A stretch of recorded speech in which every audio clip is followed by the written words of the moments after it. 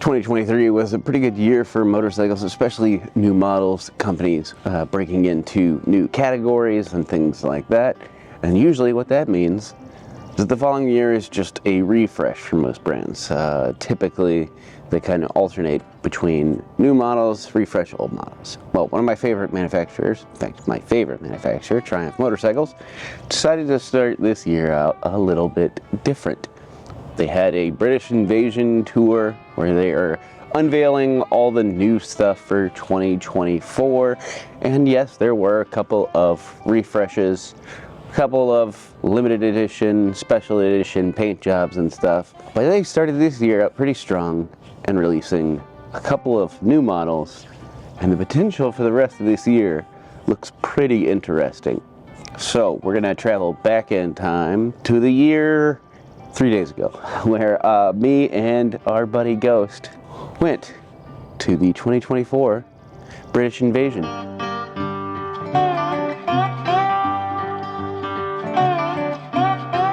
my God, it's so cold.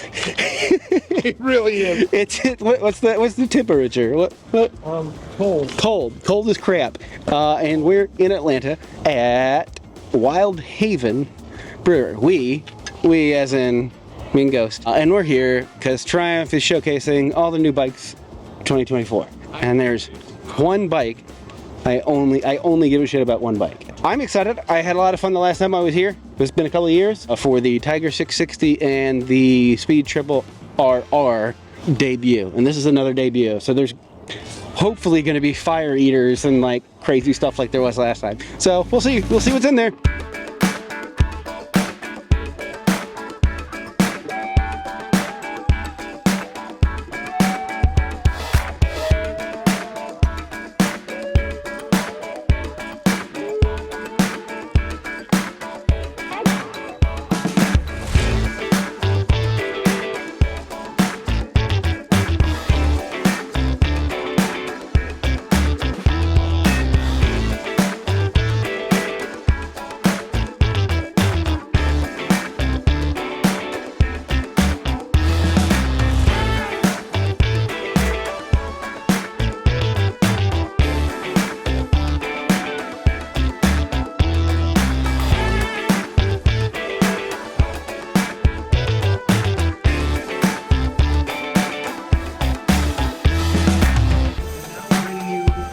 Editions. So if you haven't seen the whole run of our stealth editions, we have our paint deck out in the UK that paints these, and it's this gorgeous transformation. It sparkles, the light is on them. When you see them in the sunlight, it's like nothing else. Okay, this is going to be pretty quick and dirty. I just wanted to go over a couple of these things.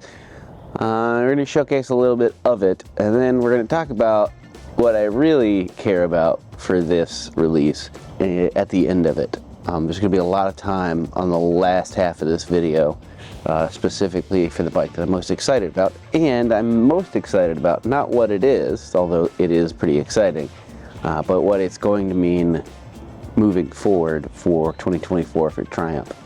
Let's get the quick stuff out of the way. They unveiled the Street 400 and the 400 Scrambler X.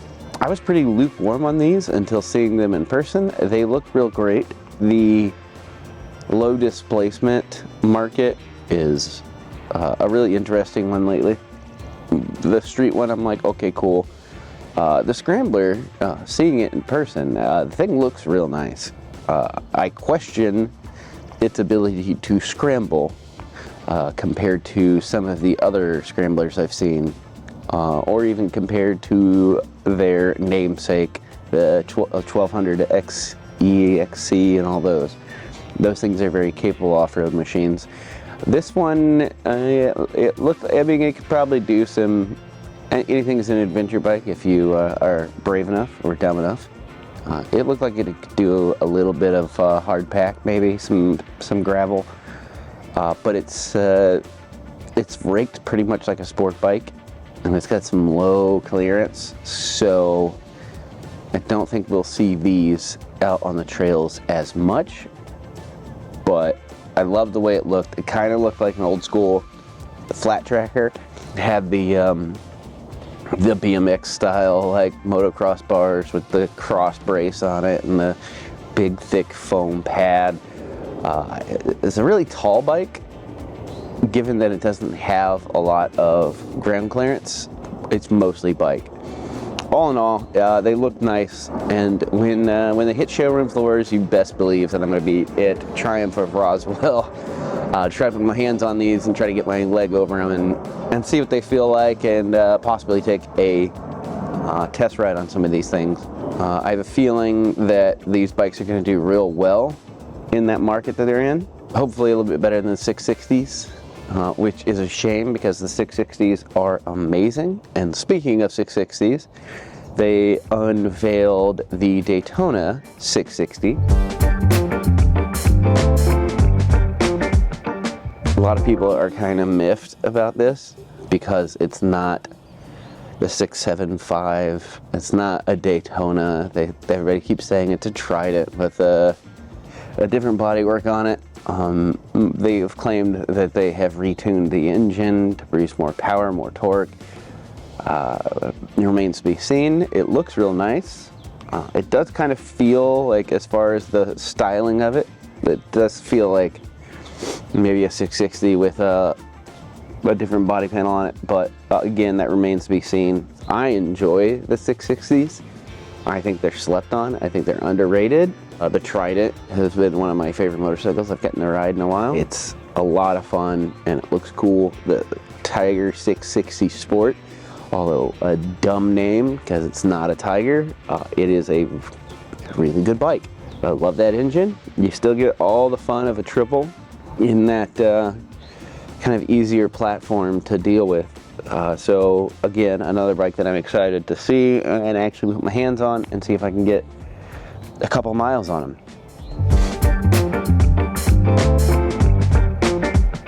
Sad news, it's weird that one of their announcements was not a new bike, not a refresh of an old bike, but the discontinuation of a classic, the Thruxton, which is, in my opinion, like the quintessential cafe racer looking bike. I love the Thruxton. They sound great. They are absolutely amazing. They handle well. They're just a great bike. They've decided to discontinue them, so of course they had the final edition, is what they're calling it.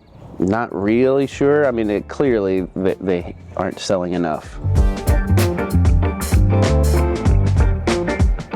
The real star of the show for me, and the whole reason I'm excited to go there, is that Triumph had decided that they were going to enter a brand new market for them. So for the first time ever, in partnership with Ricky Carmichael, they have developed their 250 motocross bike. All right, I am here for one thing and one thing only, and that is the 250. And I'm pretty sure that's what they're unveiling now. Okay. Everything else is cool, it's whatever. But I care about one thing. Showtime. And it's going to be this next bike. I was lucky enough to get asked to help unveil it at this, and it did not disappoint.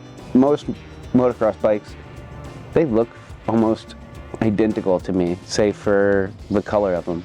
They really haven't, as far as outward appearances, I know there's a lot of work that goes in the engines and stuff, but they really haven't changed much of the way it looks. This is a complete ground up build, engine, frame, everything ground up, developed in conjunction with one of the OG, like, champion riders of my generation. It shows, it's got a very modern look to it, a very thoughtful design, but I don't ride dirt bikes, so you might be asking why I'm excited.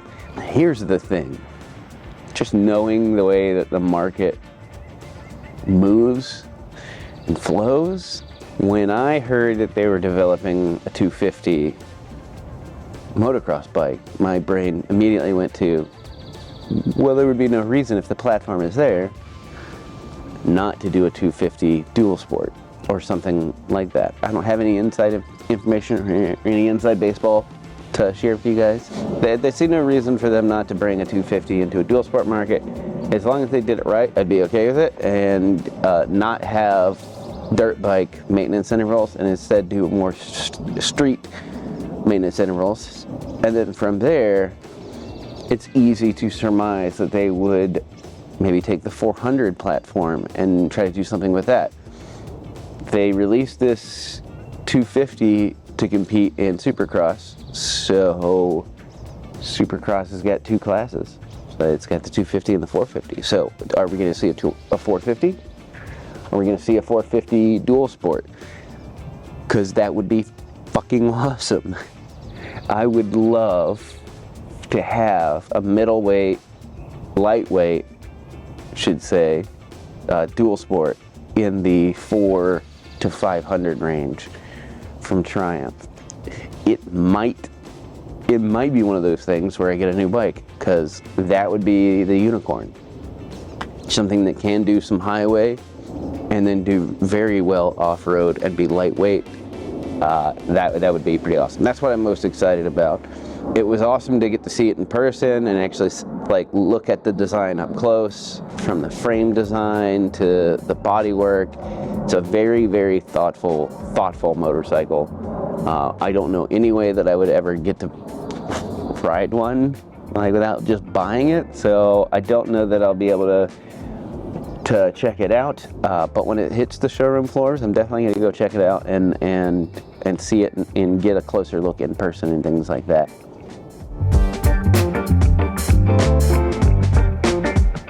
And finally, while we were there, they announced a refresh for the Tiger 900 series. Funny enough, if you guys check out my 20,000 mile review, which I'll leave a link down to in the description, one of the things I said is I don't know why the rally exists. Something to the extent of, why does the rally exist and the Rally Pro is what it should be, kind of thing.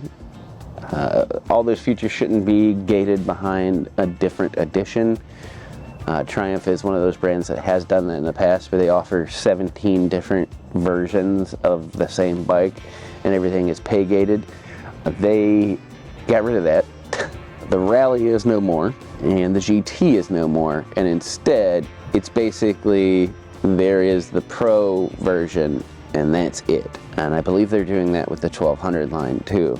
But they had the 900 there, so of course, you know, I had to sit on the Rally Pro.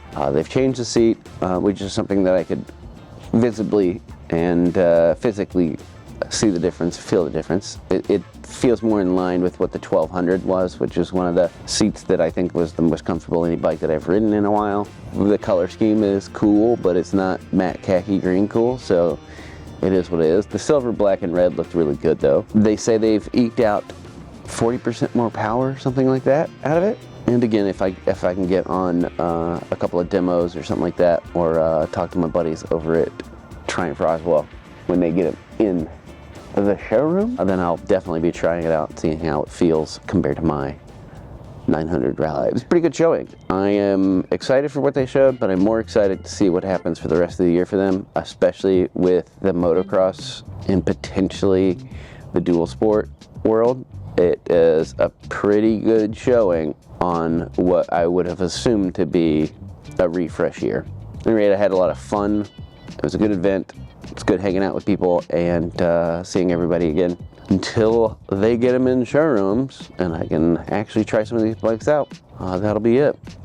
You guys be safe, be kind, and I'll see you next time. Also, sorry about the 4K 60.